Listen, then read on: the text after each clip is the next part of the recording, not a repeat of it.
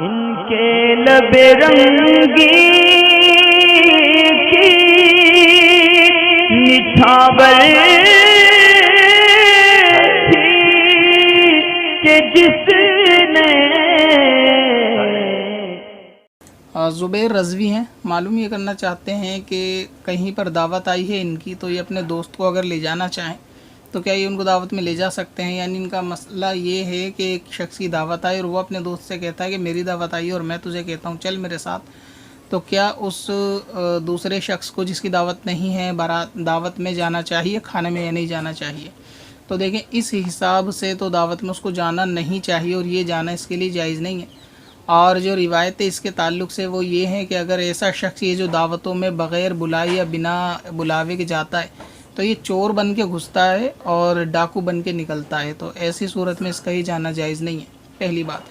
दूसरा है कि इस मसले का जो जवाब है उसका दारो मदार आपके इलाके के या शहर के या गांव के उर्फ़ पर होगा।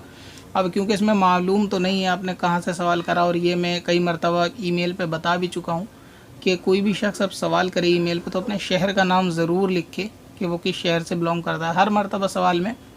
अपना नाम और अपने शहर का नाम वो ज़रूर उसके अंदर मेंशन करें।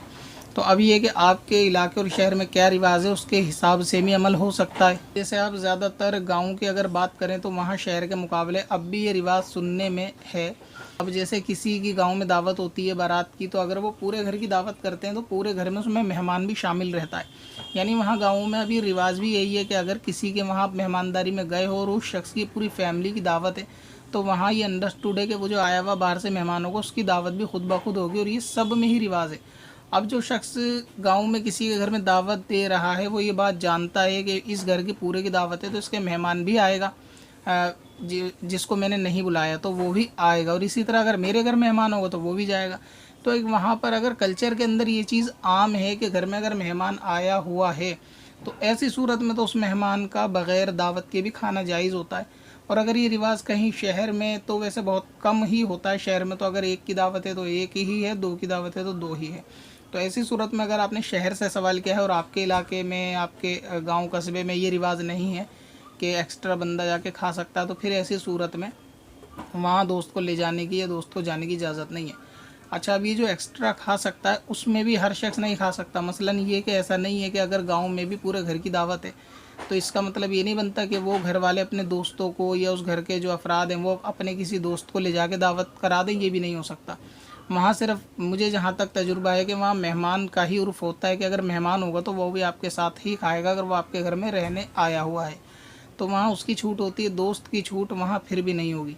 दूसरा बग़ैर तो ये एक सूरत वो है कि जहाँ बग़ैर दावत के खा सकता है वो मेहमान के गया हुआ है। दूसरी एक बग़ैर दावत के खाने का जो मसला होता है वो होता है जैसे किसी ऐसे शख्स को आपने अगर दावत दी कि ज़ाहिर है कि वो बहुत मारूफ शख्स है और उसके साथ एक दो खादिम रहते हैं, या मिसाल के तौर पे कोई ऐसा एमएलए है या ऐसा कोई राजनीति वाला कोई लीडर है जिसके साथ उसका बॉडीगार्ड रहता है, तो अब ऐसी सूरत में उसको खाना खाने के लिए अलग से दावत की ज़रूरत नहीं है, तो उसका भी बेदावत यानी बग़ैर दावत के खाना उसका भी जायज़ होगा। यानी ये आपके लिए अंडरस्टूड होना चाहिए कि जब आप किसी बड़ी शख्सियत को बुलाएंगे तो उसके साथ एक दो लोग ज़रूर आएंगे, तो वहाँ पर आप सिर्फ उनको दावत देंगे और उनके साथ जो उनका बॉडीगार्ड होगा या एक दो खादिम होंगे या ड्राइवर होगा तो उनकी दावत खुद ब खुद उसमें शामिल हो जाएगी। तो यहाँ तो एक रियायत मालूम चलती है शरीयत की, यहाँ पे छूट है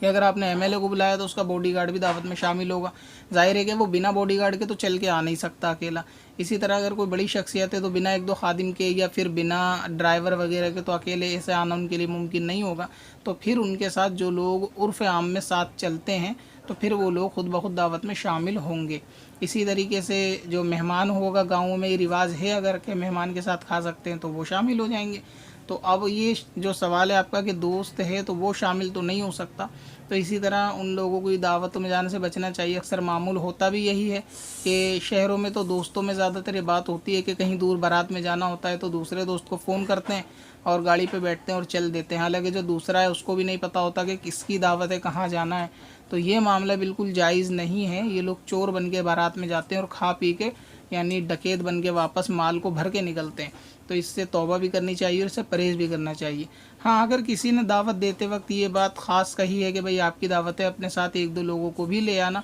तो फिर उसके लिए गुंजाइश निकल जाएगी कि जितना लगता है हुस्न ज़न के मुताबिक, कि उसने अगर 2-4 लोग कहें तो 4-5 भी अगर वो ले जाएगा, हर्ज नहीं है, तो फिर ऐसी सूरत में वो उनको ले जा सकता है। और जहाँ अगर पर्टिकुलर एक शख्स की दावत दी कि आपको आना है, अब ये दूर की वजह से किसी दोस्त को साथ पकड़ लेगा कि उसको लेके जाएगा, तो ये सूरत बिल्कुल जायज़ नहीं है, इनको जाना नहीं चाहिए। तो अगर जाना है तो फिर पहले परमिशन ले ले कि भाई मैं एक शख्स को साथ ला रहा हूँ, तो जो बारात का मालिक है खाने का, जिसके घर दावत है, अगर वो कह देगा कि ठीक है आप ले आओ, तो फिर उसको ले जा सकते हैं। या फिर ले जाने के बाद वहाँ खाने से पहले परमिशन दिलवा ले तो फिर खा सकते हैं, वरना नहीं खा सकते। दावतों में एक चीज़ और भी बहुत ज़्यादा गलत फहमी देखी गई है, वो ये है कि लोग बारात की रोटी को घर पे लेकर आ जाते हैं।